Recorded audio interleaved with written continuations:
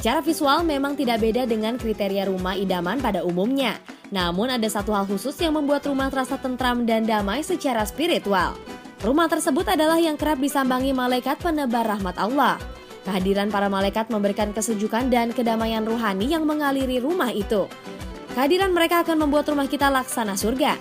Kita mungkin tidak tahu apakah malaikat mendatangi rumah kita. Namun setidaknya dalam segmen ini kita dapat mengetahui bagaimana mengundang mereka karena ada kriteria rumah-rumah yang disenangi para malaikat. Apa sajakah itu? Rumah yang diliputi zikir kepada Allah yang di dalamnya ada ruku dan sujud senantiasa membuat malaikat suka mendatanginya. Rasulullah bersabda, jika kalian melewati kebun-kebun surga, maka mampirlah di tempat itu. Para sahabat berkata, apa yang dimaksud dengan kebun-kebun surga itu, wahai Rasulullah? Nabi bersabda, kelompok manusia yang berzikir. Karena sesungguhnya Allah memiliki malaikat-malaikat yang senantiasa keliling mencari kelompok manusia yang berzikir, dan jika mereka datang ke tempat mereka, malaikat itu dan mengitarinya. Hadis ini diriwayatkan oleh Ibnu Umar sebagaimana disebutkan oleh An-Nawawi dalam buku Al-Adhkar. Dalam hadis Muslim disebutkan bahwa Rasulullah bersabda, tidaklah sekali-kali sebuah kaum duduk dengan berzikir kepada Allah kecuali mereka akan dikelilingi malaikat dan akan disirami rahmat dan akan turun kepada mereka ketenangan. Allah akan menyebutkan tentang mereka pada malaikat yang ada di sisinya. Ini semua menunjukkan bahwa zikir kepada Allah di rumah kita akan menjadikan malaikat memasuki rumah kita dan akan berada dengan kita.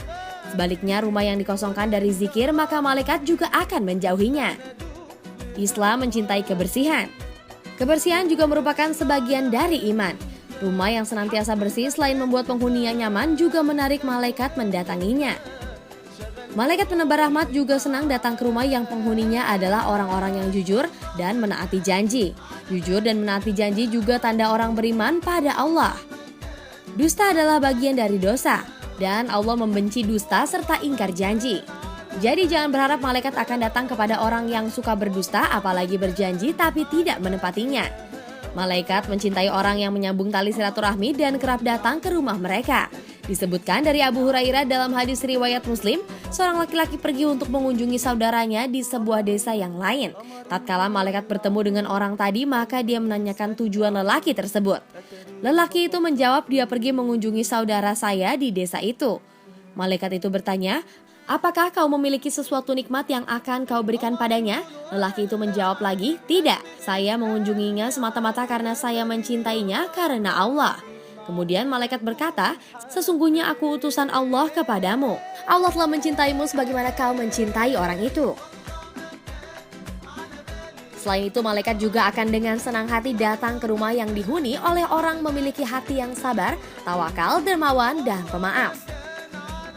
Allah Maha Pemaaf dan mencintai orang-orang yang pemaaf sehingga malaikat pun menyukainya. Sedangkan sabar dan tawakal menunjukkan ketakwaan seseorang. Dan sifat dermawan menunjukkan syukur seseorang manusia atas berkah dari penciptanya.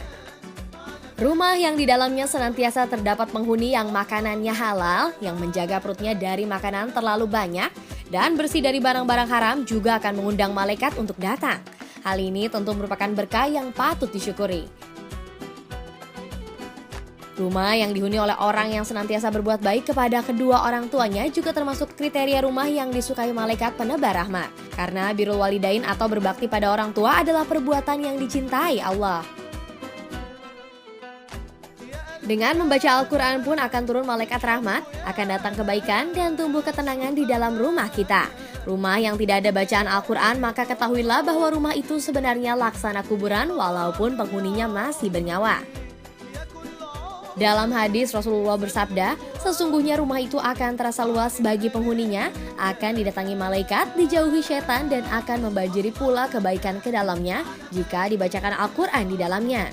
Sebaliknya rumah itu akan terasa sempit bagi penghuninya, akan dijauhi malaikat dan akan didatangi setan serta tidak akan banyak kebaikan di dalamnya jika tidak dibacakan Al-Quran.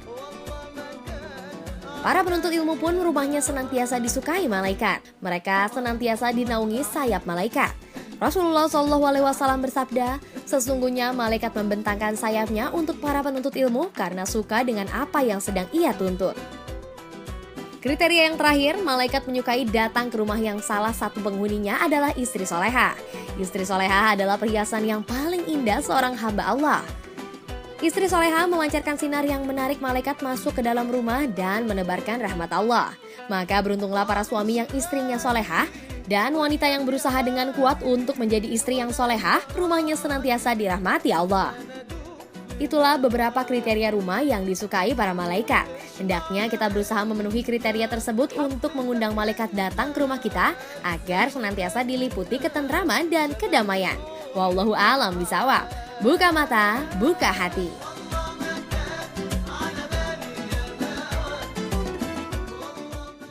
Baik pemirsa, buka mata, buka hati, RTV di seluruh tanah air yang dirahmati Allah Subhanahu wa Ta'ala.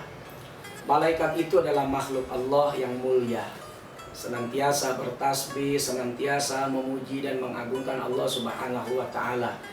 Makhluk yang tidak pernah bermaksiat kepada Allah, yang senantiasa taat apapun yang diperintahkan oleh Allah Subhanahu wa Ta'ala.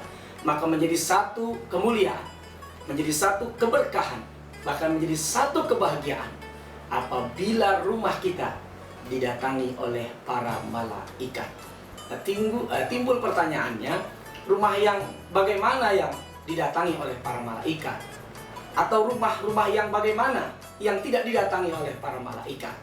Yang pertama, rumah yang di dalamnya tidak ada bacaan Quran, maka rumah ini menjadi gelap, tidak ada cahaya, tidak ada malaikat. Rasul sallallahu alaihi wasallam menyampaikan, "Nawwiru buyutakum bitilawatil Quran." Terangilah rumah kalian semuanya dengan cahaya yang begitu indah lewat bacaan-bacaan Al-Quran. Yang kedua, rumah yang jorok, kotor, gak pernah disapu, gak pernah dipel, gak pernah dibersihin, sampahnya dibiarkan begitu saja berserakan. Maka jangan pernah mimpi malaikat rahmat akan datang ke rumah orang yang kotor, ke rumah orang yang jorok.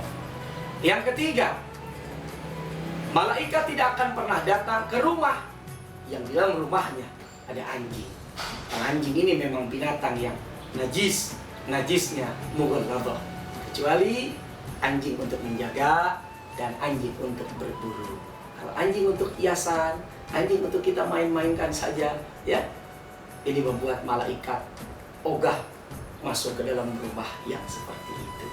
Nah, mudah-mudahan rumah kita dijaga oleh Allah dengan dihadirkannya selalu malaikat-malaikatnya.